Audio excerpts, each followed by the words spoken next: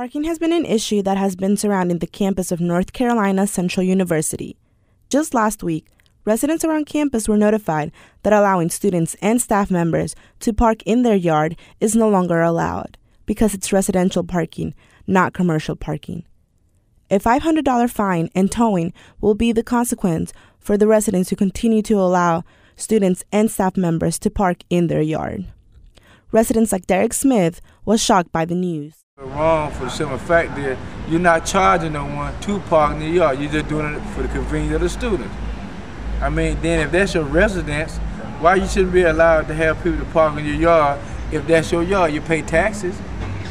And I think that's wrong because, I mean, what's the purpose of having a house and you can't do what you want to do in your own yard? Residents aren't the only ones shocked by the news. Students around campus are confused as why this is happening. I think it's crazy that we can't park in front of the house or in that parking lot anymore, but I'm not going to spend $400 on no decal. So, I mean, I guess, I don't know. I got to find a way to park. Empty parking lots like these surround the campus of North Carolina Central University, motivating students and staff members to park in the newly built parking deck right on Lawson Street.